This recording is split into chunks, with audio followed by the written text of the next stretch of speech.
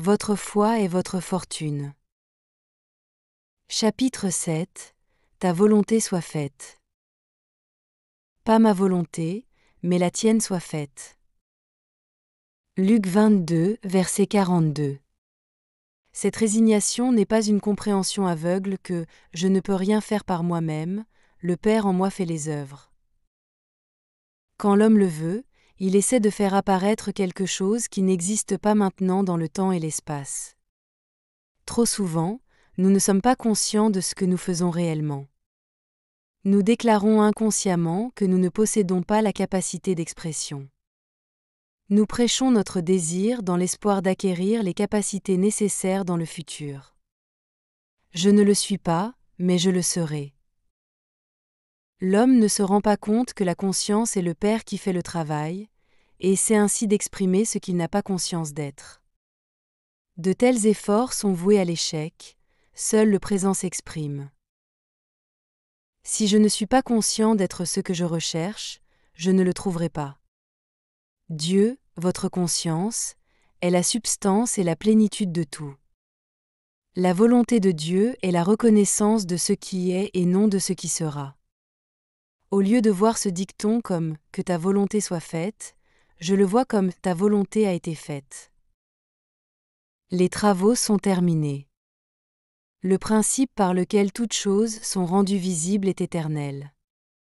Aucun œil n'a vu, aucune oreille n'a entendu, aucun esprit humain n'a conçu ce que Dieu a préparé pour ceux qui l'aiment. 1 Corinthiens 2, 9. Lorsqu'un sculpteur regarde un morceau de marbre informe, il voit, enfoui dans cette masse informe, son œuvre d'art achevée. Le sculpteur, au lieu de faire son chef-d'œuvre, il le révèle simplement en enlevant la partie du marbre qui cache sa conception. La même chose s'applique à vous.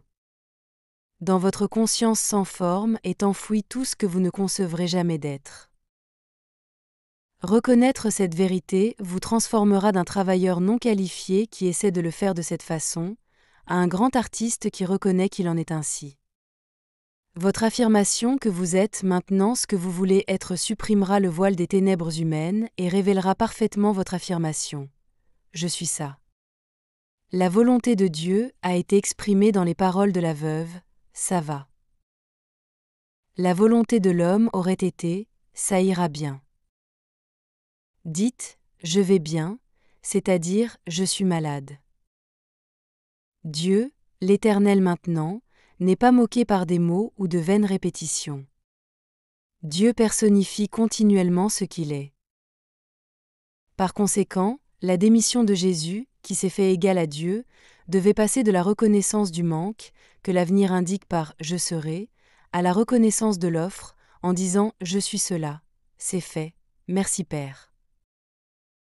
Maintenant, vous verrez la sagesse dans les paroles du prophète quand il dit « que les faibles disent « je suis fort », Joël 3, verset 10. L'homme, dans son aveuglement, ignore les conseils du prophète. Il continue à se prétendre faible, pauvre, misérable et toutes les autres expressions indésirables dont il essaie de se débarrasser, déclarant par ignorance qu'il sera libre de ces caractéristiques à l'avenir. De telles pensées contrarient la seule loi qui ne puisse jamais vous libérer. Il n'y a qu'une seule porte par laquelle ce que vous cherchez peut entrer dans votre monde. Je suis la porte. Quand vous dites « je suis », vous vous déclarez être, à la première personne, au présent, il n'y a pas d'avenir. Savoir que je suis, c'est être conscient de l'être. La conscience est la seule porte. À moins que vous ne soyez conscient d'être ce que vous cherchez en vain. Si vous jugez par les apparences, vous continuerez à être asservi par l'évidence de vos sens. Pour briser ce sort hypnotique des sens, on vous dit « entrez et fermez la porte ». La porte des sens doit être bien fermée avant que votre nouvelle déclaration puisse être remplie. Fermer la porte des sens n'est pas aussi difficile qu'il y paraît au premier abord. C'est sans effort. Il est impossible de servir 2 maîtres en même temps. L'homme sert ce qu'il a conscience d'être. Je suis le Seigneur et le Maître de ce que j'ai conscience d'être. Ce n'est pas un effort pour moi de conjurer la pauvreté si j'ai conscience d'être pauvre. Mon serviteur, pauvreté, est obligé de me suivre, conscience de pauvreté, pendant que je suis, le Seigneur, conscient d'être pauvre. Au lieu de combattre l'évidence des sens, prétendez être ce que vous voulez être. Alors que votre attention se concentre sur cette affirmation, les portes des sens se ferment automatiquement contre votre ancien maître, ce que vous étiez conscient d'être. Alors que vous vous perdez dans le sentiment d'être ce que vous affirmez maintenant être vrai de vous-même, les portes des sens s'ouvrent à nouveau, révélant que votre monde est l'expression parfaite de ce que vous êtes conscient d'être. Suivons l'exemple de Jésus qui s'est rendu compte qu'en tant qu'homme, il ne pouvait rien faire pour changer son image actuelle de manque.